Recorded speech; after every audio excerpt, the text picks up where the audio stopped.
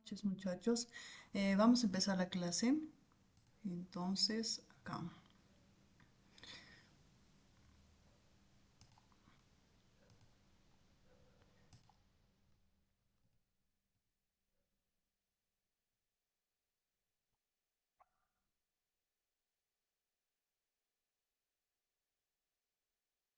Solamente quisiera que me confirmen, por favor, si me escuchan, si ven mis diapos y si ven cómo estoy cambiando las diapos. ¿Está fluido? Sí, profesora. Ya, creo que sí. Estoy escuchando bajito, le escucho. Ya, gracias. Entonces vamos a empezar. Creo que sí me ven. Esto ya no. Aquí, entonces vamos a hablar de lípidos de membrana, muchachos. Ayer les di la última diapositiva que vimos ayer. Les había comentado que tenían que estudiarlo. Vamos a tomar un examen al final de la clase de justamente ese cuadro. Y me interesa mucho que lo hayan repasado porque solamente de esa manera van a poder entender mejor esta clase. Esa era mi idea, que entiendan mejor esta clase. Entonces vamos a hablar de lípidos de membrana, vamos a hablar de la bicapa lipídica. Primero, ¿qué son los lípidos de membrana? Los lípidos de membrana son un grupo heterogéneo de biomoléculas orgánicas. Cuando dice grupo heterogéneo se refiere a que heterogéneo, no olvides que es hetero, es diferente, son un grupo de diferentes tipos de lípidos.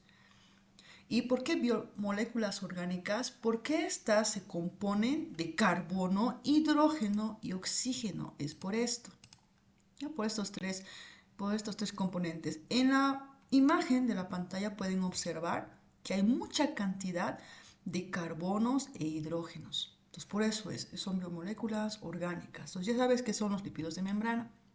¿Qué más podemos decir con respecto a ellos? Los lípidos de membrana son sustancias anfipáticas, un término que ya habíamos visto en clase anterior. ¿Qué es ser anfipático? ¿Qué es una sustancia anfipática? Aquella sustancia que al mismo tiempo tiene partes hidrófilas y partes hidrófobas. Eso es ser sustancia anfipática. Y así los lípidos también lo son, como están viendo en la pantalla. Esa bolita que ven en color lila sería una cabeza polar hidrófila. Y las colas, que pueden ser una cola o pueden ser dos colas también, son colas apolares e hidrófobas. ¿Qué quiere decir hidrófila? Recordemos que hidro es agua, fila viene de que le gusta el agua, filia viene de eso, le encanta el agua. Le gusta tanto el agua que puede formar interacciones con el agua, puede formar puentes de hidrógeno en realidad, interactúa con el agua. Mientras que la cola polar hidrófoba para empezar, sabes que foba viene de fobia, no le gusta el agua. Y justamente son las colas las que no pueden interaccionar con el agua, no pueden formar puentes de hidrógeno. Y es por culpa de estas colas que los lípidos son insolubles en disolventes polares. Es por culpa de las colas. ¿Ya? Entonces ya entendiste, los lípidos son anfipáticos, ¿ok? Ahora fíjate en la pantalla, los lípidos pueden tener diferentes formas. La primera acá, la que estoy marcando. Cuando los lípidos tienen esta forma, bueno, cuando tienen dos colas, tienen esa forma cilíndrica. Pero cuando los lípidos tienen una sola cola, tienen esta forma que se llama forma de cuña. El libro lo llama así, forma de cuña. Para mí es forma de cono, forma de cónica. Entonces así tenemos dos tipos de formas de lípidos. Ahora, dependiendo la forma que tengan estos lípidos, cuando se encuentren en un medio acuoso, es decir, cuando estén en el agua, se van a agregar, se van a juntar y van a formar agregados. Pueden formar bicapas, como están viendo ahí, o formar micelas. ¿Cuál es la idea? No olvides que las colas son hidrófobas, no les gusta el agua, entonces forman estos agregados para evitar tener contacto con el agua. Entonces vamos a ver cada uno de ellos. Vamos a empezar con las micelas, porque es más sencillo. Vamos a hablar de las micelas y luego de las bicapas. Hablemos de las micelas. Las micelas son agrupaciones esféricas, como ves en la imagen, donde las colas de estos lípidos, en este caso es una cola, se van a orientar hacia un punto central, de forma radial, como estás viendo ahí, de tal manera que se están ocultando del agua y las cabezas hidrófilas están en la superficie exterior para tener contacto con el medio acuoso. ¿Ya? Ahora, ¿cuándo se forman las micelas? Cuando estos lípidos tienen forma de cuña, como les dije, o forma de cono. ¿Ya? Y un ejemplo, los ácidos grasos tienen esta forma. ¿Ya? Los ácidos grasos tienen forma de cuña porque tienen una sola cola hidrocarbonada. Los ácidos grasos forman micelas. ¿Ya? Entonces ya hablamos de las micelas, nos toca hablar de las bicapas. Le puedes llamar también doble capa, también se lo llama. Son láminas de dos monocapas. ¿Sí? Que están viendo monocapa más monocapa forman la bicapa, donde los lípidos anfipáticos se están enfrentando por sus regiones hidrófobas, es decir, sus colas hidrófobas se están juntando en el centro. Y por eso a esto también le llaman interior hidrófoba, también le llaman. Y las cabezas están hacia el exterior y pueden tener contacto con el agua. ¿Ya? Ahora, ¿cuándo se forman las bicapas? Esto es cuando los lípidos tienen forma cilíndrica, cuando tienen dos colas. Entonces se forman las bicapas. Y pongamos ejemplos de lípidos que tengan esta forma cilíndrica, que tengan dos colas. Ahí tenemos a los glicerofosfolípidos y a los esfingolípidos. Son lípidos con forma cilíndrica, tienen dos colas hidrófobas, forman la bicapa. ¿Listo? Entonces ya hemos visto todo esto. Vamos a hablar un poquito más de las bicapas, ¿les parece?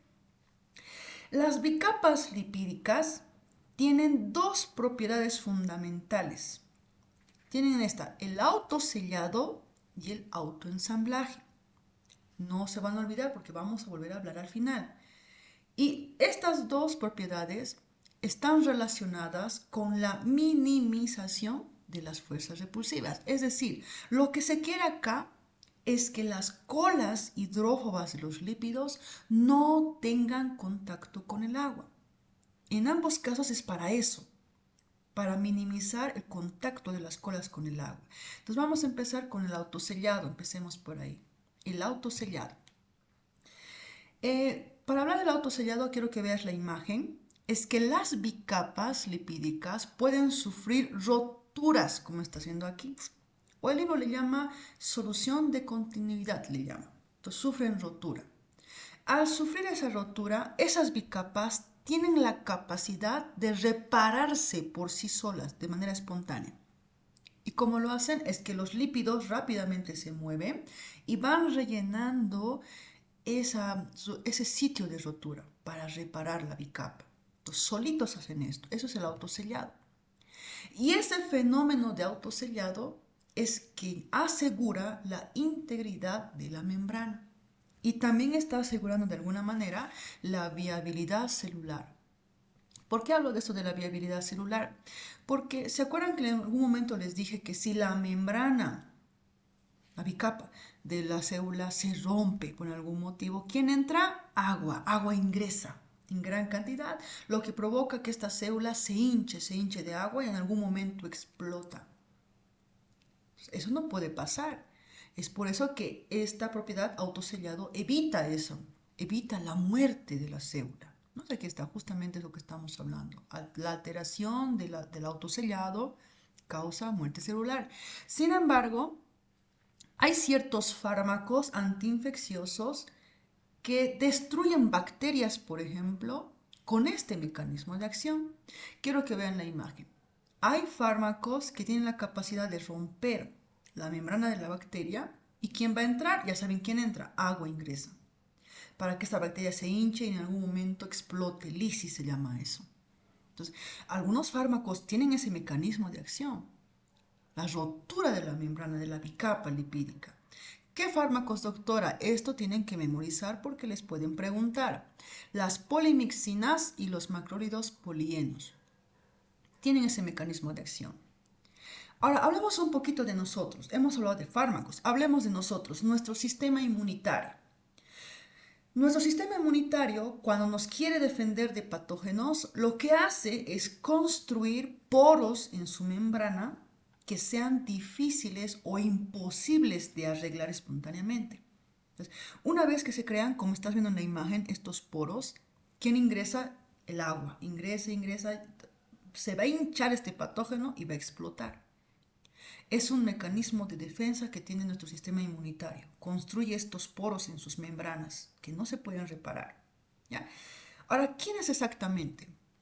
¿Qué parte de nuestro sistema inmunitario?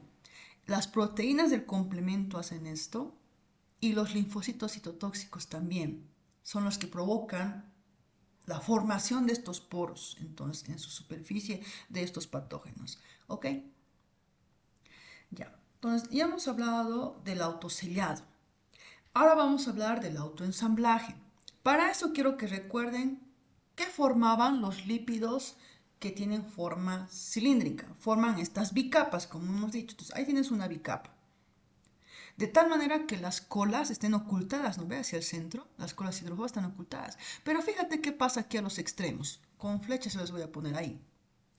Fíjate que en estos extremos, en estos bordes libres, existen todavía colas hidrófobas que siguen en contacto con el agua.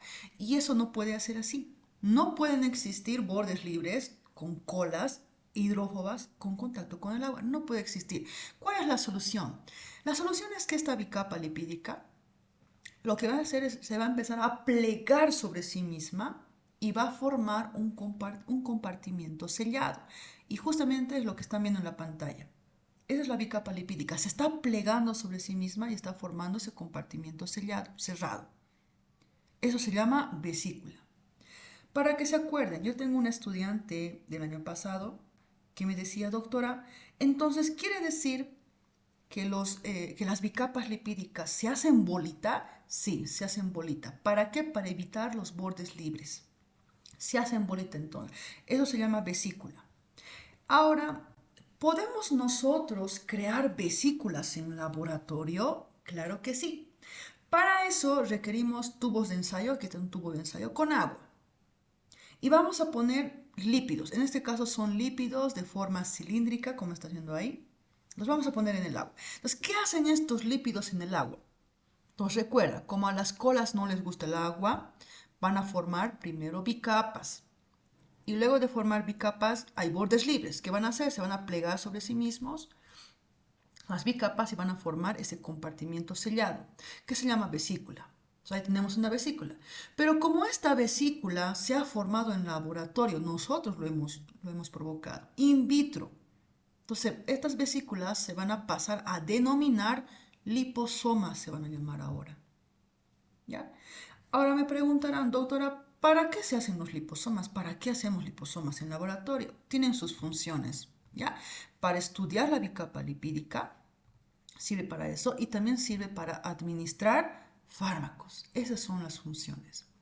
Antes de pasar la diapo, me estaba olvidando, si yo les pregunto qué es un liposoma, me tendrías que contestar, doctora, un liposoma es una vesícula artificial, podríamos decir. Podrían decirme así. O como su libro menciona, palabras más complicadas, es un sistema artificial de membranas. ¿Que se usa para qué? Lo que les dije. Para estudiar la bicapa lipídica sirve para estudiar entonces. Y para administrar fármacos. ¿Cómo es eso? Vamos a hablar de administrar fármacos. Ahí está. Es que hay fármacos que cuando ingresan al cuerpo humano son rápidamente eliminados por el organismo. Entonces no viven mucho tiempo en nuestro cuerpo. Eso no está bien. Entonces, para protegerlos, lo que hacemos es usar estos liposomas, lo que estás viendo en color celeste, usamos liposomas. En el interior de estos liposomas vamos a poner al fármaco, de tal manera que proteja este medicamento. Y una vez que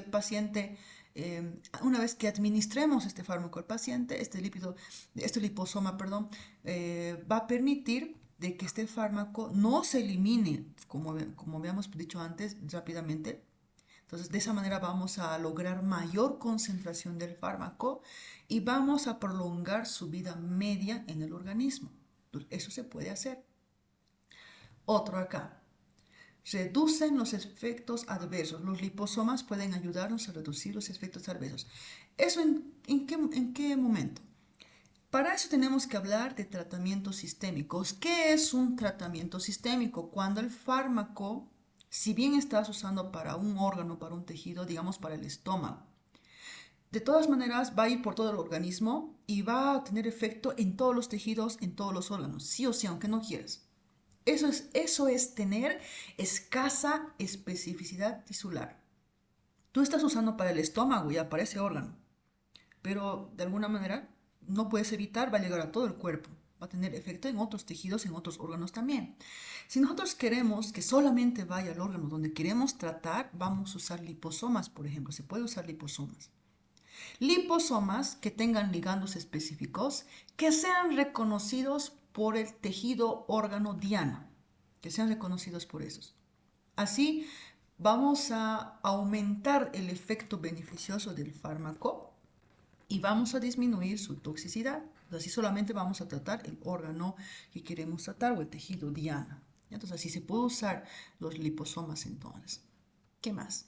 Entonces ya hemos terminado ese segmento. Ahora tenemos que hablar de los tipos de lípidos que hay en la membrana. ¿Ya? Esta es la diapo que ayer les di para estudiar e incluso les mandé al grupo a pedido de una de sus compañeras, lo mandé y espero de corazón de que lo hayan estudiado. Si no, por lo menos ahora repasen. Tipos de lípidos de membrana. Los dividimos en tres. Tenemos a los glicerofosfolípidos, a los esfingolípidos y a los esteroles. Dentro de los glicerofosfolípidos tenemos a la fosfatidilcolina. Tiene otro nombre, también se lo llama lecitina. Luego tenemos a fosfatidilethanolamina, que también la llaman cefalina, fosfatidilserina. Luego tenemos al fosfatidilinositol, al fosfatidilglicerol y por último a difosfatidilglicerol, que tiene otro nombre, también se llama cardiolipina. Entonces son 6 glicerofosfolípidos que tienen que haber aprendido para hoy. Y si hablamos de esfingolípidos, tenemos a la esfingomielina y a los osoesfingolípidos. Para que recuerden estos nombres, yo les puse a mi osito Winnie Pooh. ¿Ya? Porque me ayuda a recordar, porque esfingomielina, mielina me suena a miel, es lo que tiene en su cántaro este Winnie Pooh. ¿Y qué es Winnie Pooh? Es un oso, oso esfingolípidos, así se van a acordar, les dije. Ahora, dentro de los osoesfingolípidos tenemos 3. Acerebrósidos, porque me recuerda al cerebro esa palabra. Globósidos, porque me recuerda a un globo. Y a los gangliósidos tenemos entonces a esos 3. Y de esteroles tenemos al colesterol en animales, ergosterol en plantas y estigmasterol en hongos. Entonces tenemos 3. Ahora, algo importante, de estos 2, hemos dicho que tanto los glicerofosfolípidos como los esfingolípidos tienen algo en común, en que en su estructura tienen ácidos grasos. Eso es lo importante. Eso es el componente en que se parecen. Como tienen ácidos grasos ambos, vamos a empezar hablando de ácidos grasos. Ese es el subtítulo que viene ahora. Vamos a hablar de ácidos grasos. ¿Ya? Los ácidos grasos, ¿qué son? Los ácidos grasos son ácidos orgánicos con largas cadenas hidrocarbonadas. Para que entiendan esta definición, vamos a la imagen. Eso que están viendo es un lípido, puede ser cualquier lípido. ¿Ya? Y están viendo que tiene acá cadenitas, fíjense, cadenas de carbono e hidrógeno. Esos son los ácidos grasos. Son ácidos grasos ambos. Son largas cadenas hidrocarbonadas. ¿Por qué hidrocarbonada? Porque tiene mucho hidrógeno y carbono. Entonces son las colas. Las colas de los lípidos son ácidos grasos. Son cadenas hidrocarbonadas. Ahora, ¿cómo se mide la longitud de estas colas, de estos ácidos grasos? ¿Cómo se mide? No se mide en centímetros, no se mide en metros. ¿Cómo se mide? Medimos en número de átomos de carbono. Así se mide. ¿Ya? De tal manera que siempre va a ser un número par de átomos de carbono, nunca va a ser impar, siempre va a ser par. Van a variar entre 12 a 20 átomos de carbono de longitud, pero lo más frecuente es que midan entre 16 y 18 átomos de carbono. ¿Ya? En la imagen vamos contando, fíjense, si vamos a contar desde el primer átomo de carbono, aquí están en numeritos, contamos 1, 2, 3, hasta el último. Fíjense que este ácido graso tiene 18 átomos de carbono de longitud. Es lo común, hemos dicho, 16, 18, pero pueden variar, no se olviden. Y es importante que la medida sea entre este rango. Siempre tiene que ser entre 12 y 20. No puede ser ni más ni menos. ¿Por qué? Si es menos de 12 o si es más de 20, eso no le sirve a las membranas. No, esta membrana no va a tener estabilidad. Entonces, es sí o sí. Aquí no es si queremos. Sí o sí tiene que ser esa medida. Entre 12 y 20 átomos de carbono de longitud. Ahora, también depende de la longitud de estos ácidos grasos para hablar del grosor de las bicapas lipídicas. Es por eso que acá les hago una pregunta a ustedes. El que tenga la respuesta puede prender su micro y contestar. ¿Cuánto es el grosor o el espesor de las bicapas lipídicas? Ayer hemos hablado.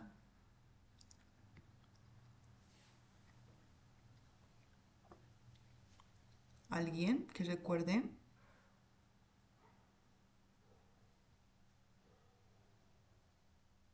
Hola, chicos, ¿me están escuchando? Entonces, hola.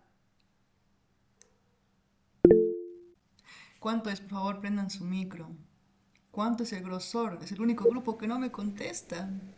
De 3 a 5 nanómetros, Doc. Muy bien, excelente. Te felicito que sepas el grosor de la bicapa lipídica. Eso no se van a olvidar. El grosor o el espesor de la bicapa varía. Puede ser entre 3 a 5 nanómetros. ¿Y de quién depende este grosor? Lo que acabo de decirles. Va a depender de la longitud de los ácidos grasos. Depende de eso. Si son chiquitos o son largos. Depende de eso para hablar del grosor de la bicapa. Ya, entonces ya hemos terminado de hablar. Ahora aquí fíjense, si estuviésemos en clase presencial, les haría contar acá cuánto mide ese ácido graso y el otro cuánto mide. No olviden que se mide en átomos de carbono y siempre van a ser número par, entre 2 y 20, pero lo común entre 16 y 18. Muy bien. ¿Qué más? Algunos ácidos grasos que están en los lípidos de las membranas tienen dobles enlaces o insaturaciones. Para poder entender esto, tenemos que hablar primero de acá, de un ácido graso. Aquí fíjense, los ácidos grasos tienen carbonos, ahí tengo carbonos, varios carbonos, que se unen por enlaces. ¿Ya? Ahora tienen que saber que cada carbono tiene derecho a tener solamente 4 enlaces, como estás viendo ahí, tiene derecho a 4 enlaces, ni más ni menos. Lo que están viendo ahí. Ahora vamos con el átomo de carbono que está en color verde, ese carbono. ¿Cuántos enlaces está usando ahí para unirse? Fíjense, uno está usando. Ahí estoy marcando. ¿Cuánto le falta? 3. Le ponemos uno adelante. Este enlace que le permite unirse con el otro átomo de carbono. ¿Y cuántos más? Arriba le ponemos uno, abajo otro. 4 enlaces puede tener. Ahora vamos con el otro carbono, el que está en color azul. Ese carbono ya usó un enlace, fíjense, para unirse con el carbono anterior. ¿Cuánto le falta? 3. Le ponemos uno adelante para que se una con el otro carbono. Uno arriba, uno abajo. Ahora este carbono que está en color lilita, en moradito.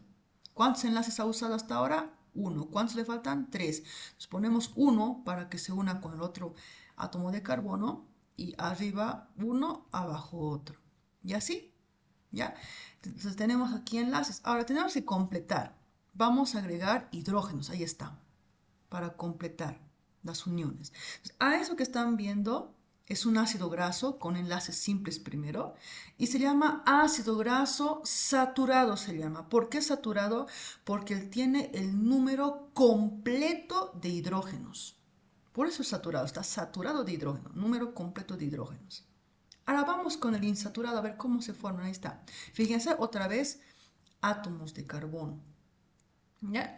Y ya saben que cada carbono tiene derecho a usar 4 enlaces, ni más ni menos. Vamos entonces con este carbono que está en color azul.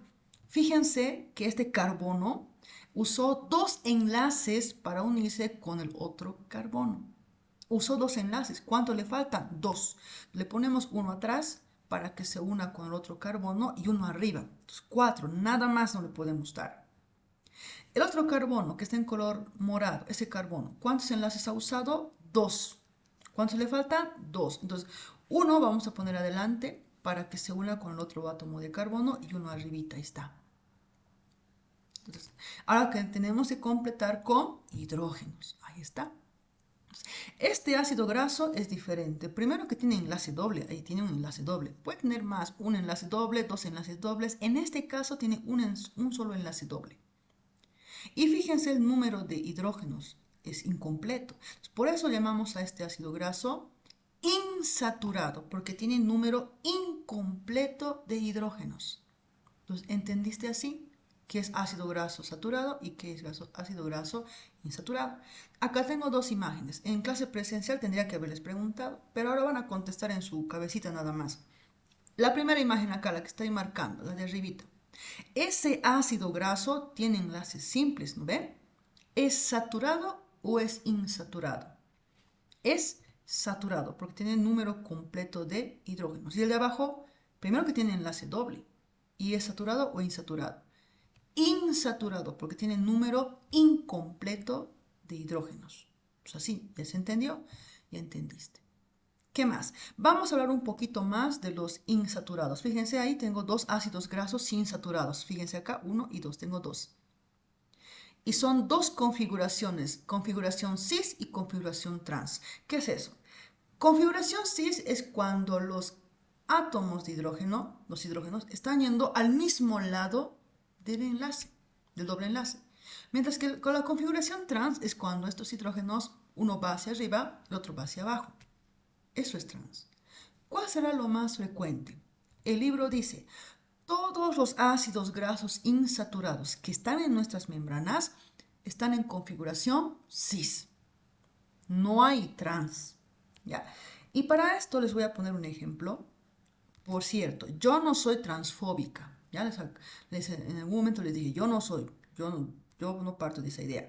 Pero para acordarse acá, vamos a decir de que no nos gustan los trans, ¿ya? No nos gustan trans. Entonces, no existen ácidos grasos insaturados con configuración trans en las membranas. No hay, porque no nos gustan los trans, ¿ya? Entonces, solamente tenemos ácidos grasos insaturados en configuración cis. Solamente ese tenemos. De que existe el otro, existe, pero no tenemos en las membranas. Ahora, cuando yo te pregunte, ¿qué es configuración cis? ¿Qué me tendrías que contestar? Que configuración cis es cuando los grupos de hidrógeno, esos hidrógenos que hemos dicho, están al mismo lado, en el mismo lado de un doble enlace. Eso es configuración cis. ¿Ya? Ahora, aquí hay un dato más que hay que agregar. Estos dobles enlaces, esta configuración cis, esta insaturación en este caso, también va a provocar que esta cadena, que este ácido graso, sufra una torsión de unos 120 grados aproximadamente. Y ahí tienen una imagen, fíjense acá. Este ácido graso que están viendo acá, que sería la cola hidrocarbonada, tiene doble enlace, que provocó que esto se sufra una torsión de 120 grados centígrados. 120 grados, perdón, ¿cuál centígrados? 120 grados, ahí está, doble. Eso es un acodamiento, una doblez, es una torsión que sufrió, ¿ya? Y tienen que acordarse esto, porque vamos a hablar el día jueves sobre esto. Depende de esta cola, si está doblada o no está doblada, para hablar de la fluidez de la membrana. Porque cuando las colitas están dobladas como acá, esta torcida, aumenta la fluidez, por ejemplo. Y cuando están rectitas, disminuye la fluidez de la membrana. Entonces, es importante que recuerden esta torsión de 120 grados. ¿Ya? Listo, entonces ya hemos hablado de esto. Ahora vamos a hablar de ejemplos. ¿Cuáles serán los ácidos grasos saturados? Los ácidos grasos saturados, no olvides que son aquellos que tienen un número completo de hidrógenos. Y tenemos dos, ácido palmítico y ácido esteárico. Tenemos dos. Lo primero que tenemos que hacer es hablar de cuánto mide. Y no olviden que se mide en número de átomos de carbono. El ácido palmítico tiene en total 16 átomos de carbono de longitud. Si contamos sus carbonos desde aquí, desde el primero hasta el final, 16 átomos de carbono. Es el más cortito que vamos a ver, el más chiquito. ¿Ya? Y el ácido esteárico tiene 18 átomos de carbono de longitud. Ya es más grandecito entonces. Y Para poder acordarse estos dos nombres, ácido palmítico, ácido esteárico, tengo una memo. Se van a acordar de la palma de ester, ¿ya? Para acordarse la palma para palmítico y ester de ácido esteárico. Ya se van a acordar. Estos son los ácidos grasos saturados. Ahora vamos con los otros. Ácidos grasos insaturados. Primero recuerda, ¿por qué se llaman insaturados? Porque tienen número incompleto de hidrógenos. Y tenemos 4.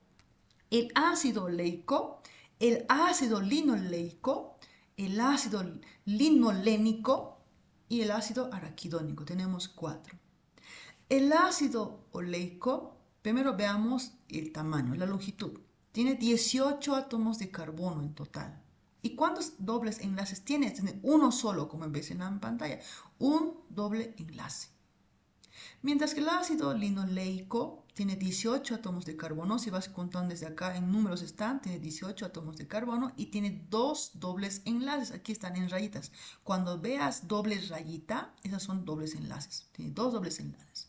Vamos con el ácido linolénico. Tiene 18 átomos de carbono de longitud. Aquí estás observando 18 átomos de carbono y tiene 3 dobles enlaces. Y por último, el ácido araquidónico es el más largo. Fíjate, tiene 20 átomos de carbono de longitud y tiene 4 dobles enlaces. 1, 2, 3, 4. 4 dobles enlaces.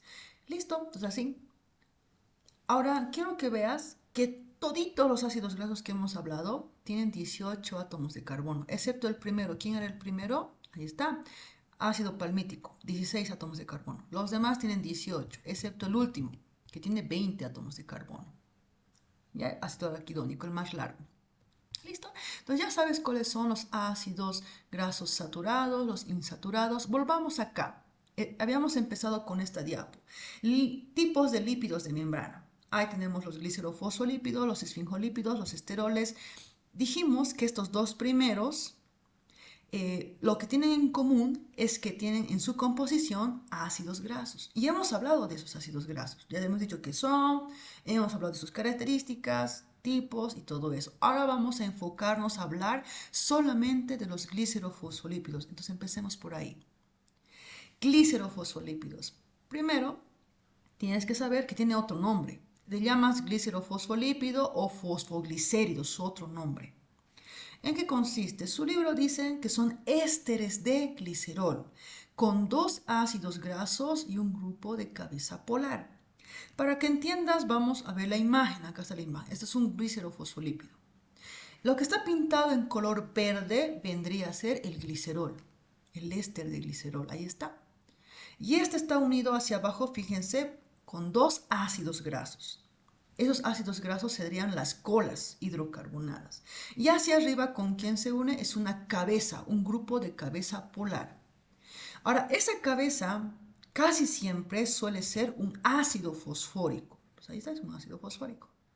Ahora, todo en conjunto, ¿cómo le llamamos a todo esto? Le llamamos ácido fosfatídico, le llamamos en total, a todo eso, ácido fosfatídico. Eso, por favor, no se olviden, repasemos otra vez. Un glicerofosfolípido que tiene, vamos a empezar lo que está en color verde, glicerol, está unido con 2 ácidos grasos, 2 colas hidrocarbonadas. Y arriba un grupo de cabeza polar y dicho sea de paso, esa cabeza casi siempre es ácido fosfórico. ¿Y todo cómo se llama en conjunto? Ácido fosfatídico. ¿Ya?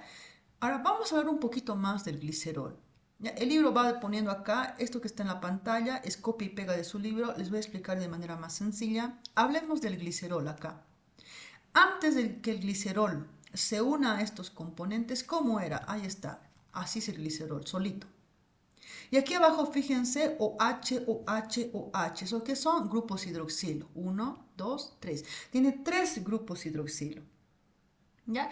Los grupos hidroxilo 1 y 2, como está haciendo acá, estos dos, son los que se unen con las moléculas de ácidos grasos. Aquí estás viendo, esta O que estás viendo antes era hidroxilo. Entonces ahí está, se están uniendo con moléculas de ácidos grasos. En su libro dice que estos grupos hidroxilo primero y segundo del glicerol están esterificados por sendas moléculas de ácidos grasos. Para ser más sencillo, para no estar ahí complicándonos, Están unidos a ácidos grasos. Y su tercer grupo hidroxilo, que está en color celeste, y te lo marqué, su tercer grupo hidroxilo es el que está unido al ácido fosfórico, aquí hacia arriba, fíjense, de cero. ¿Listo? Entonces es eso. Entonces repasemos. Hemos dicho que esto es glicerol, lo que está en color verde, lo de abajo son ácidos grasos y el de arriba es el grupo de cabeza polar, que suele ser ácido fosfórico. Y todo en conjunto, ¿cómo se llamaba? Ácido fosfatídico. Ahora, este ácido fosfatídico es el precursor. A partir de este se van a ir uniendo cositas a su cabeza para formar los diferentes glicerofosfolípidos. ¿Ya? Ahora quiero que imagines a este ácido fosfatídico como una persona, ¿ya? Donde la cabeza está acá en color amarillo, su tronco aquí está en color verde y sus piecitos, sus colitas, ahí están, ¿ya? Ahora, esta cabeza va a tener diferentes sombreros, para que me entiendan, vamos a ponerle sombreritos, diferentes tipos de sombreros le vamos a poner. Dependiendo qué sombrero le ponemos, va a cambiar de nombre. Entonces aquí tenemos. Entonces, si esos sombreros que estoy diciendo que vamos a poner a la cabeza son aminoalcoholes. ¿Qué aminoalcoholes tenemos? Vayan memorizando. Tenemos aminoalcoholes como la colina, la serina y la etanolamina. Entonces, son aminoalcoholes, son los sombreros entonces. Aquí arriba, en la parte superior izquierda de la pantalla, están viendo al ácido fosfatídico. Ahí está. Entonces, tiene tres partes. Tenemos glicerol, ácidos grasos, ácido fosfórico. Esa es la cabeza, ¿no ven? Lo que está en color amarillo. Los sombreros, si le ponemos como sombrerito a la colina, se va a llamar fosfatidilcolina o lecitina. Si a esa cabeza le ponemos como sombrero a la serina, le vamos a llamar fosfatidilserina. Pero si como sombrerito le ponemos en este caso a la etanolamina, entonces se va a pasar a llamar fosfatidiletonolamina o cefalina, es otro nombre. Fíjense, esos son los diferentes aminoalcoholes que funcionan como sombreritos que les acabo de decir. Esta diapo me gusta mucho porque me ayuda mucho a entender. Entonces vamos a repasar la imagen para que ustedes vayan a estudiarlo. Acá, por ejemplo, hablemos de la fosfatidilcolina. Aquí está el ácido fosfatídico. Lo que estoy encerrando es el ácido fosfatídico, que se compone de un glicerol, dos ácidos grasos y lo que está en naranja es el ácido fosfórico. Entonces todo se llama ácido fosfatídico. Ahí está el sombrero que se unió, que es la colina. Lo mismo acá, lo que estoy encerrando es el ácido fosfatídico y el sombrerito que se ha unido es la serina. Y acá todo esto que estoy encerrando también es ácido fosfatídico y lo que se está uniendo acá como sombrerito es la etanolamina. Pues así, ¿ya? Diferentes. Ahora, eso con respecto a aminoalcoholes, pero no siempre pueden ser aminoalcoholes, pueden ser grupos inositol, por ejemplo acá. El sombrero puede ser un inositol. Y si el sombrero es un inositol, entonces se va a llamar fosfatidilinositol. O en plural, fosfatidilinositoles. Y por cierto, este inositol puede tener diferentes estados de fosforilación. Puede estar fosforilado, pero de eso no vamos a entrar en detalle. El libro no menciona más. Ahora, si el sombrerito, en este caso, que se une es un glicerol, le vamos a llamar fosfatidilglicerol. Fíjate que lo que estoy encerrando, eso es ácido fosfatídico. Y está el glicerol, su sombrerito. Ahora, estos dos es importante que recuerden que se hallan en pequeñas cantidades en las membranas. No son abundantes, están en pequeñas cantidades. No se olviden, está en negrita. El último, difosfatidilglicerol. Tiene otro nombre, también se llama cardiolipina y tienes que recordarlo. Esa es su estructura, lo que estás viendo ahí. Parece una mariposa, ¿se dan cuenta? Es porque está formado por dos ácidos fosfatídicos que en el centro, que fíjense, tiene un glicerol que está actuando como puente. Entonces, esas alitas, lo que estás viendo, esta alita es un ácido fosfatídico, la otra alita también es un ácido fosfatídico. Son dos ácidos fosfatídicos y en el centro acá un glicerol como puente. ¿No entendiste esa imagen? Aquí tengo otra imagen. Está totalmente claro. Dos ácidos fosfatídicos, 1 y 2, y en el centro el glicerol que está actuando como puente. Ahora, ¿dónde podemos encontrar a la cardiolipina? ¿Dónde la encontramos? Eso puede ser pregunta de examen. Se van a encontrar en las membranas mitocondriales internas, en la mitocondria, en la membrana mitocondrial interna. y también en la membrana de las bacterias. A ese nivel se van a encontrar. Cuidado que les pregunte. Listo. Entonces hemos terminado de hablar de los glicerofosfolípidos, de los 6 que hemos detallado. Y tienen que saber que estos glicerofosfolípidos son los constituyentes mayoritarios de las membranas biológicas. Lo que más vas a encontrar en las membranas son estos glicerofosfolípidos. Y podemos clasificarlos según su carga a pH fisiológico. Tenemos aquellos que son neutros y aquellos que tienen carga negativa. ¿Cuáles son los neutros, doctora? Tenemos a la lecitina, que también le llamamos fosfatidilcolina, no te olvides, y a la cefalina, que también le llamamos fosfatidiletanolamina. ¿Y cuáles tienen carga negativa? Ahí tenemos a la fosfatidilserina, fosfatidilinositol y fosfatidilglicerol. Por favor, van a estudiar esta diapo porque vamos a preguntar después cuáles son de carga negativa. Ahí están los 3. Vamos a avanzar la siguiente clase. ¿Listo? Listo. Entonces ya terminamos de hablar de los glicerofosfolípidos. Ahora vamos a hablar de los esfingolípidos. ¿Ya? Entonces vamos a empezar. Listo, esfingolípidos. El libro dice que su estructura se parece a los glicerofosfolípidos. ¿En qué se parece? En que también tienen una cabeza, lo que está en color lila, lo que están viendo acá, morado, una cabeza polar, y tiene 2 colas apolares. En eso se parece, 2 colas apolares y una cabeza. Pero no tienen glicerol y en lugar de glicerol tienen esfingosina. ¿Ya? Ahora, esas 2 colas, fíjense, la cola de arriba, esta, es una esfingosina.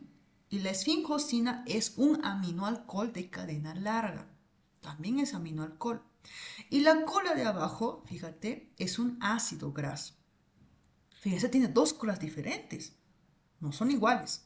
Yo lo comparo a una persona. Esto que están viendo en color lila les dije que era la cabeza. Entonces la cabeza de una persona, ahí está la cabeza. Y las 2 colas, aquí están, las 2 piernitas de esta personita. ¿Ya? Fíjense que este hombre tiene 2 piernas diferentes. Una pierna humana que es propia de él y una pierna que sería una prótesis. Entonces son 2 piernas diferentes, no son iguales. Lo mismo acá, en el caso de estos de estos esfingolípidos, tienen 2 colas diferentes. ¿Ya? Uno que es esfingosina y otro que es ácido graso. Así, 2 colas diferentes. ¿Listo? Ahora, ¿cómo se unen estas 2 colas? ¿Cómo se une la esfingosina y el ácido graso? Se van a unir mediante enlaces amida. Así se llama el enlace que forman, como están viendo acá en la pantalla. Y para esto van a participar ciertos grupos. Por ejemplo, acá, lo que están viendo en un rectángulo azul es el ácido graso, solo que está resumido, por eso está chiquitito, tiene que ser más largo, lo han resumido. Y ese ácido graso tiene un grupo carboxilo, fíjense acá, tiene un grupo carboxilo. Ese CO es grupo carboxilo. Y la esfingosina que está aquí arriba, por cierto, tiene diferentes átomos de carbono. Aquí el carbono 1 sería este, carbono 2, carbono 3, y vamos contando los carbonos. En el carbono 2, fíjense que tenemos el grupo amino.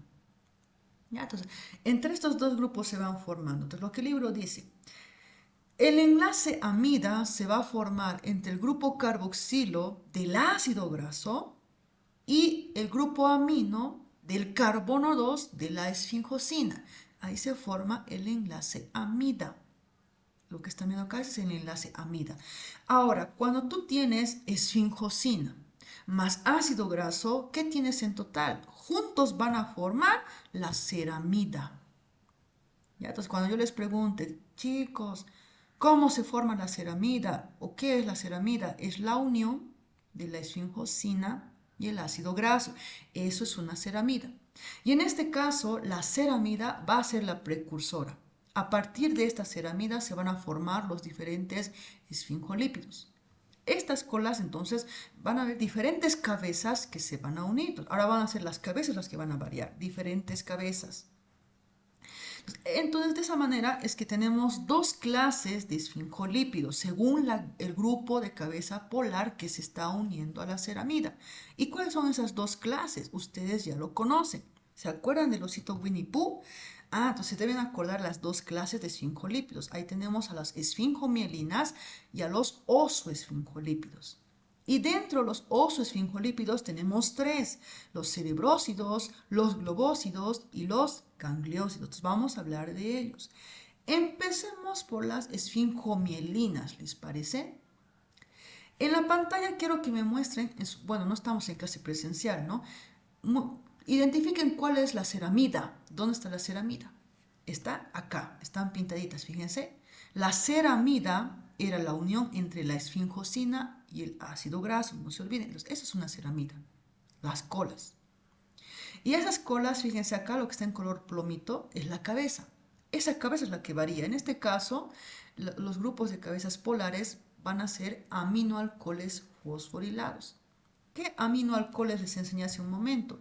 La colina y la etanolamina, por ejemplo, les enseñé, son aminoalcoholes. Solo que estos aminoalcoholes están fosforilados, de ahí su nombre, fosfocolina, fosfoetanolamina. Eso forma la cabeza. ¿Ya? Entonces, como tienen fósforo estamos diciendo, se van a clasificar también como fosfolípidos, igual que los glicerofosfolípidos. Como tienen fósforo, se los llama en conjunto fosfolípidos también.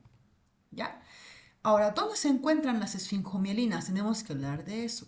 Las esfingomielinas se van a encontrar en las membranas plasmáticas de las células animales. No estoy diciendo de vegetales ni de hongos, animales. ¿Ya?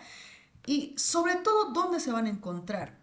En las vainas de mielina. De ahí su nombre. Por eso se llaman esfingomielinas, porque están en grandes cantidades en las vainas de mielina. Y no olviden que las vainas de mielina son los que recubren los axones. Ahí los axones de algunas fibras nerviosas. Entonces, como estamos hablando de vainas de mielina, vamos a hacer un poquito más de énfasis en eso. Vainas de mielina. La primera cosa, habíamos dicho ayer que las vainas de mielina tienen un cociente proteína lípido y hemos puesto un valor. Ahora, quiero que la persona que recuerde prenda su micro y me diga cuál es el cociente proteína lípido de las vainas de mielina. ¿Alguien sabe?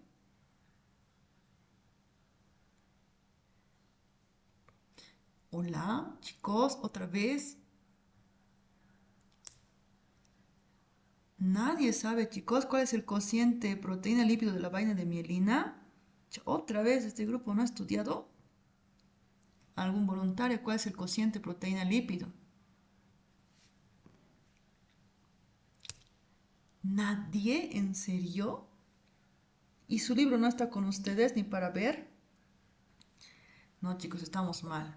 El cociente proteína lípido es de 0,23. Ya les voy a preguntar otra vez la clase que tengamos, pero de los eritrocitos. Ya, este es el cociente de proteína lípido, entonces 0,23. Quiere decir que la vaina de mielina tiene más cantidad de lípidos que proteína. Eso quiere decir. ¿Qué más?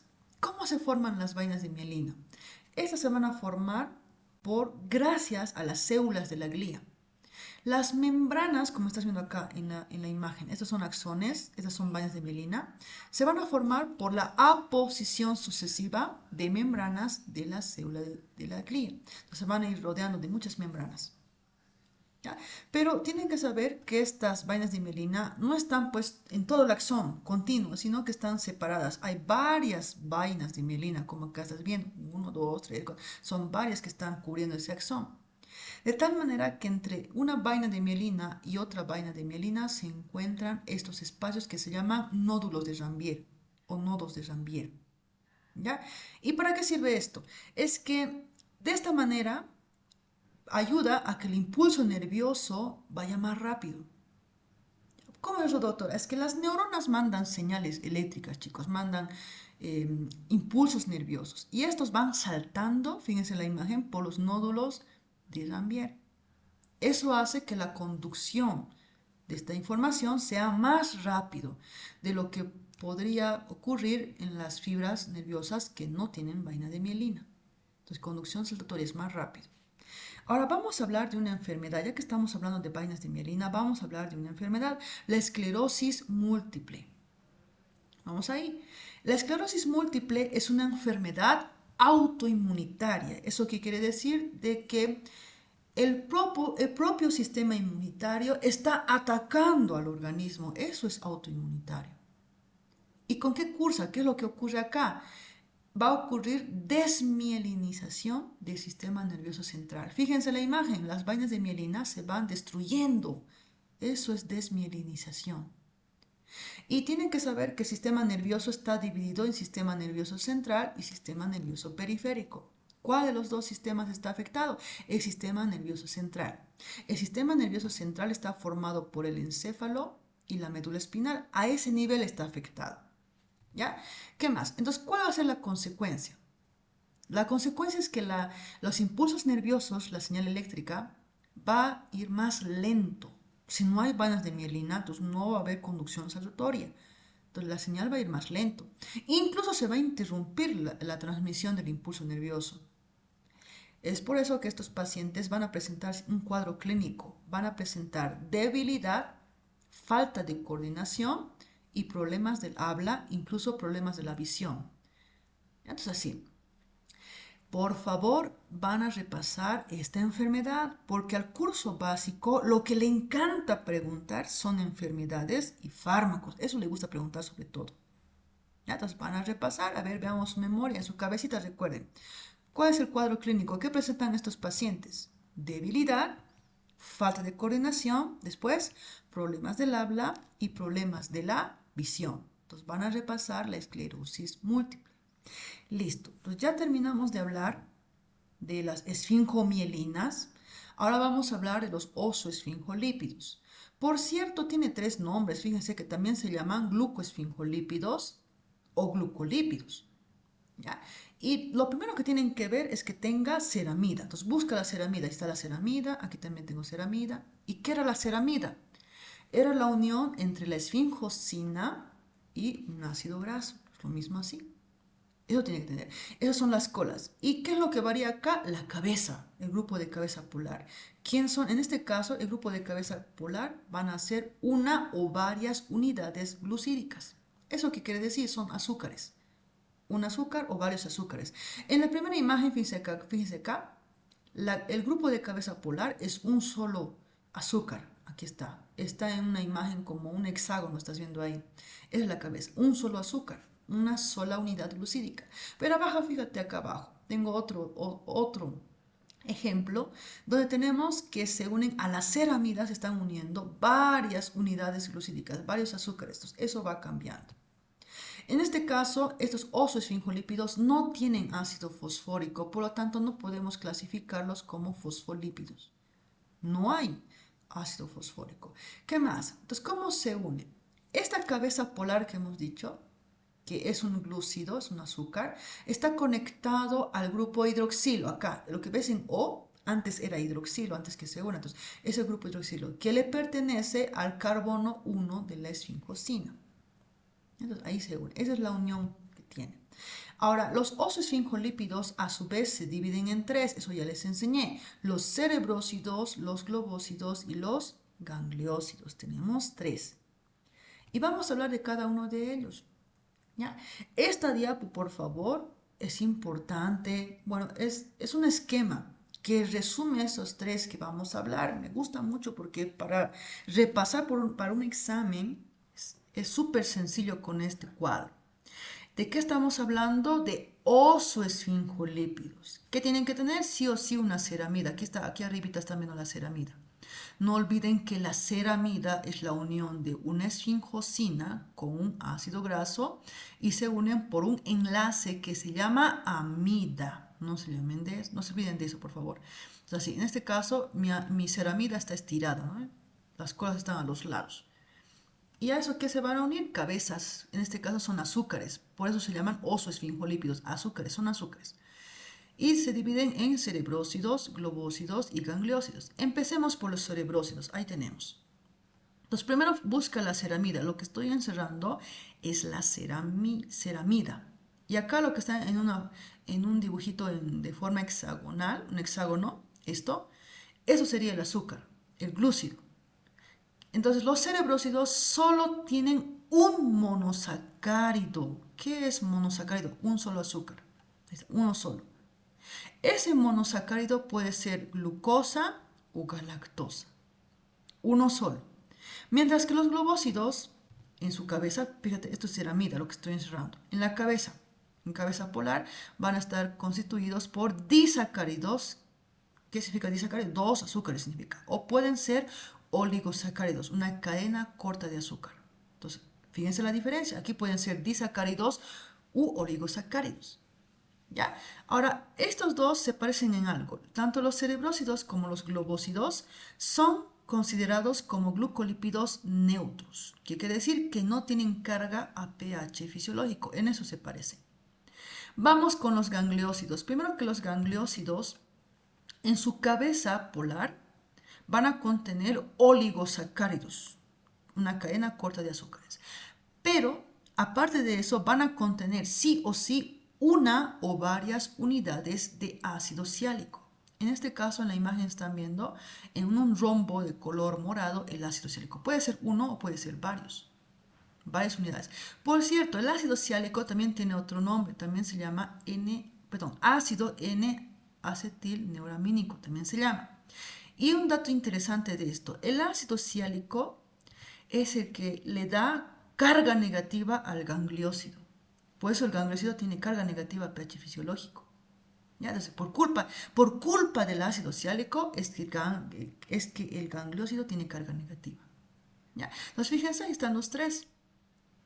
Pero ahora hay algo más que tenemos que hablar de los gangliósidos. Hasta el momento se han identificado más de 40 gangliósidos. Lo bueno es que el libro no menciona. ¿Se imaginan aprender 40 nombres de gangliósidos? No da, ¿no? Listo. ¿Y dónde se encuentran los gangliósidos? De eso sí nos habla. Se encuentran en gran cantidad en la hemimembrana E de las células ganglionares del sistema nervioso central. Cuando digo hemimembrana E, ustedes ya saben cuál es la hemimembrana. No olvides que las membranas tienen dos hemimembranas. La hemimembrana E y la hemimembrana P. La hemimembrana E es la que está mirando hacia el exterior, hacia el espacio extracelular. Ahí se encuentra entonces en gran cantidad de las células ganglionares. Y en menor cantidad vamos a encontrar en las membranas del resto de tejidos animales. Listo, ya terminamos entonces esto. Aquí abajito tenemos un resumen que les va a servir mucho. El resumen, cerebrósido. Cerebrósido solo tiene un monosacárido y son neutros a pH fisiológico, mientras que los globósidos tienen disacáridos u oligosacáridos y son también neutros sin carga a pH fisiológico. Y los gangliósidos, que tienen oligosacáridos, pero sí o sí tienen que tener uno o varias unidades de ácido siálico. Y por culpa del ácido siálico es que estos tienen carga negativa a pH fisiológico. ¿Vieron? ¿Vieron que este cuadro resume todo lo que teníamos que hablar? Este cuadro es importante entonces. Listo. Vamos a hablar ahora de las funciones. ¿Ya? Los glucolípidos. ¿Cómo que glucolípidos? ¿En qué momento hemos hablado de glucolípidos? Vamos a ver, no te olvides que los osoesfingolípidos también se llaman glucoesfingolípidos o también se pueden llamar glucolípidos. Entonces estamos hablando de estos entonces. Participan en los procesos de señalización celular. De esa manera, algunas moléculas extracelulares tienen estos glucolípidos en su superficie. ¿Para qué sirve? Para que los reconozcan las células.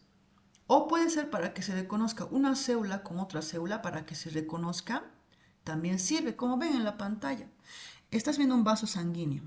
Este es el interior del vaso. Lo que estás viendo acá en color plomito son células endoteliales que tienen sus receptores en color verde. Y este redondito que estás viendo es un neutrófilo. En su superficie tiene estos glucolípidos, estos que están viendo en color celestito, son sus glucolípidos. ¿Ya? Fíjense acá, esta imagen de aquí. Se están reconociendo, esta célula endotelial está reconociendo al neutrófilo gracias a esos glucolípidos, se reconocen. Nos sirve para eso, para procesos de señalización celular, para puntos de reconocimiento de células, pero también de moléculas extracelulares. ¿Qué más? Ahora, ayer hemos hablado de glucolípidos y glucoproteínas. No olvides que si un lípido está unido a una cadena de azúcares, se llama glucolípido. Y si una proteína está unida a una cadena de azúcares, se llama glucoproteína. Entonces, esta porción son los azúcares. Porción glucídica le llamaríamos estos azúcares. Esta porción glucídica definen los grupos sanguíneos humanos. Seguramente ustedes escucharon grupo sanguíneo A, B, AB, O. ¿Ustedes qué grupo sanguíneo serán? Algunos son A, algunos son B, pues así. ¿Y cómo clasificamos esto? Es por los eritrocitos, los glóbulos rojos. Estos en su superficie tienen pues estos glucolípidos, glucoproteínas. Estos azúcares son los que definen los grupos sanguíneos en humanos. ¿Ya? Listo. Además, esta porción glucídica, estos azúcares también van a tener un papel muy importante durante el desarrollo embrionario. También tienen un papel en ese punto. ¿Ya? Y acá, por último, algunos ozoesfingolípidos van a ser puntos de entrada de ciertos patógenos y toxinas bacterianas. Para eso vamos a recordar a Vibrio cholerae.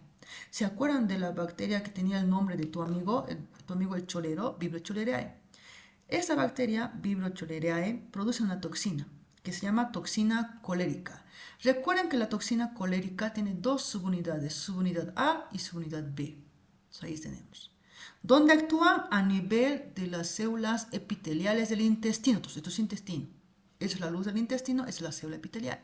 Las células epiteliales en su superficie contienen a estos receptores que hemos dicho que se llamaban gangliósidos, se llamaban. ¿Recuerdan de eso? ¿Y qué son los gangliósidos? Repasemos. ¿Cuáles son los ozoesfingolípidos? Eran tres. Los cerebrósidos, los globósidos y los gangliósidos. Y justamente ese es un receptor, entonces, es parte de un receptor. Y es el gangliósido GM1, por cierto.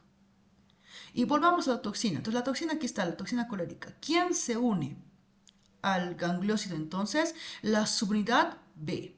¿Y quién ingresa a la célula? La subunidad A. Una vez dentro de la célula, la subunidad A va a activar una cascada de reacciones intracelulares que al final lo que va a aumentar es el AMP cíclico. ¿Se acuerdan? El AMP cíclico lo que provocaba era la salida de ciertos iones como sodio y cloro a la luz del intestino, y eso arrastraba ¿a quién? Agua arrastraba. Eso provocaba hipersecreción de agua y electrolitos. Y a su vez eso provocaba una diarrea acuosa y profusa. Quiere decir que este paciente va a tener diarrea con mucha agua y en gran cantidad. Entonces, eso es lo que provoca. ¿Ya? Entonces, eso se van a repasar. Listo. Ahora vamos a hablar de los esteroles. ¿Ya? Los esteroles, acá. Los esteroles son lípidos de membrana que están presentes en la mayor parte de las células eucariotas. Sí, pues son lípidos, hemos visto. Y ahora van a pertenecer al grupo de esteroides. ¿Ya? Y estos esteroles que estamos hablando van a tener entre 27 y 29 átomos de carbono. Fíjense en la pantalla, esa imagen, los átomos de carbono están en color rojito, números rojitos. Tienen de 27 a 29 átomos de carbono, números impares si se dan cuenta. En la imagen, el ejemplo tiene 27 nada más.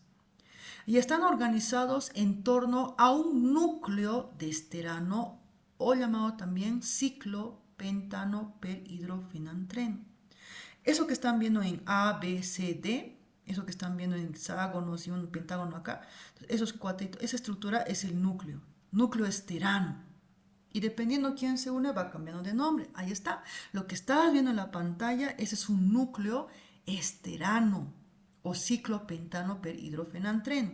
Y dependiendo qué estructuras más se unen, tenemos tres tipos de esteroles. En los animales está el colesterol, en las plantas estigmasterol y en los hongos ergosterol. Tenemos tres entonces. El que nos interesa es el colesterol. ¿Por qué? La membrana de las células animales, incluidas nuestras membranas de nuestras células humanas, van a contener al colesterol. ¿Ya? Y si hablamos del colesterol, fíjense, en este caso tiene 27 átomos de carbono, por ahí estás viendo. Acá, en el carbono 17, fíjate acá, justamente acá. En el carbono 17 se va a unir una cadena lateral alifática, se está uniendo. Y en el carbono 3, que estás viendo acá, se va a unir un grupo hidroxilo. ¿Ya? El grupo hidroxilo OH. Este grupo hidroxilo va a ser el que va a actuar como cabeza polar. Esto sería el colesterol, es la estructura del colesterol. En su libro tienen esta imagen, es lo mismo. Esto que estoy marcando acá, estas 4 estructuras, todo esto es el núcleo de esterano. El núcleo esterano. Y acá, en el carbono 17, ¿quién se une? Una cadena lateral alifática. Y en el carbono 3, el grupo hidroxilo que actúa como un grupo de cabeza polar. Listo. Ahora, entonces sabemos que hay esteroles en las membranas de animales, plantas y hongos, pero no hay esteroles, no se han descubierto esteroles en la membrana de las células procariotas, no se han encontrado. Ya, cuidado que les pregunte. Y tampoco se han encontrado esteroles en la membrana interna de las mitocondrias y en los cloroplastos tampoco se han encontrado esteroles. ¿Y por qué hablo de estos orgánulos? Tanto mitocondria como cloroplastos sabemos que son orgánulos, pero se piensan que estas dos provienen o han evolucionado a partir de células procariotas. Para ser exactos, a partir de bacterias se piensan que derivaron. Entonces, si las procariotas, bacterias, no tienen esteroles en su membrana, tampoco tienen estos orgánulos. ¿Ya? Listo. Ahí está, este es el colesterol, van a repasar en su figura 3.5. El último subtítulo de hoy. Vamos a hablar de la fluidez de la bicapa lipídica. ¿Ya? Vamos a empezar por acá. ¿Cuáles son las propiedades fundamentales de las bicapas lipídicas? Al principio de la clase ya hablamos de 2. ¿Se acuerdan del autosellado y del autoensamblaje? Les explico. El autosellado es una propiedad donde cuando una bicapa sufre una rotura, esta bicapa solita se puede reparar. Eso hemos dicho, autosellado. ¿Y qué es el autoensamblaje? Es cuando las bicapas, como tienen acá extremos libres, aquí fíjense a los extremos, tienen colas que todavía están en contacto con el agua. Entonces, para evitar ese borde libre, estas bicapas que se hacían bolitas, ¿se acuerdan eso? Forman estas vesículas cerradas, selladas. Entonces, eso. Aparte de estas propiedades, tenemos otra, la fluidez. ¿Y qué es la fluidez? La fluidez llamamos cuando los lípidos tienen libertad de movimiento. Como estás viendo en el GIF, los lípidos no están quietos, tienen libertad de movimiento. Y justamente cuando hablábamos del modelo de mosaico fluido, hablábamos de eso, fluidez, fluido, hablamos de eso. Tuviera que preguntarles esto, pero tal vez no me van a volver a contestar, ya no sé si preguntar. Pero si les pregunto, ¿quiénes propusieron el modelo de mosaico fluido y cuándo? Tendrían que contestarme Singer y Nicholson. El año 1972 proponen este modelo de mosaico fluido. Entonces, la bicapa lipídica no es estática. La bicapa lipídica es un fluido bidimensional. ¿Por qué fluido? Porque los lípidos, estas moléculas, se desplazan libremente. ¿Y por qué bidimensional? Porque no olvides que son 2 monocapas. Entonces, hay 2 dimensiones donde se pueden mover. Entonces, la doctora dijo que los lípidos se mueven, ya, pero ¿cuáles serán los tipos de movimientos que tienen? Hay 4 tipos de movimientos que tienen los lípidos de las membranas. Empecemos por la flexión. La flexión es cuando las cadenas hidrocarbonadas, es decir, las colas, se doblan. Eso es la flexión. ¿Y quién causa esa doblez? El enlace doble. Ahora, también pueden ser colas rectas sin enlace doble, eso también. Entonces puede cambiar, pueden estar flexionadas, en otro momento no flexionadas. Otro movimiento, la rotación, aquí está la imagen. Cuando los lípidos, como los fosfolípidos por ejemplo, rotan, giran alrededor de su propio eje mayor. Eso es la rotación. Luego tenemos la difusión lateral, aquí arribita, cuando los lípidos pueden intercambiar posiciones con sus vecinos, ¿ya? Pero de manera lateral van moviéndose en una sola monocapa. Y la difusión transbicapa o flip-flop, cuando estos lípidos van de una monocapa a la otra monocapa. Eso es flip-flop. Ahí tenemos los 4 movimientos. A ver, repasemos. El primer movimiento, ¿cuál era? Flexión. Luego tenemos la rotación, después la difusión lateral y la difusión transbicapa o flip-flop. Vamos a hablar un poquito de estos 2 últimos, difusión lateral y difusión transbicapa. La diferencia, ¿cuál es? No se van a olvidar. si bien en ambos casos los lípidos cambian de posiciones con sus vecinos, ya, la difusión lateral solamente sucede en una monocapa, mientras que la difusión transbicapa flip-flop sucede en las dos monocapas. Ahora, la difusión lateral dice que cuando tenemos una temperatura de 37 grados centígrados, el lípido, un solo lípido, puede llegar a moverse hasta 10 millones de veces por segundo. Eso es rápido a esa temperatura. Pero la difusión transbicapa flip-flop, en la misma temperatura, la misma condición, 37 grados centígrados, ese movimiento de flip-flop es extremadamente lento. Para que sepan lo lento que es, esto sucede menos de una vez a la semana. Es muy lento. ¿Y por qué me dirá? ¿Es por qué? Porque en el flip-flop implica que un lípido cambia la otra monocapa.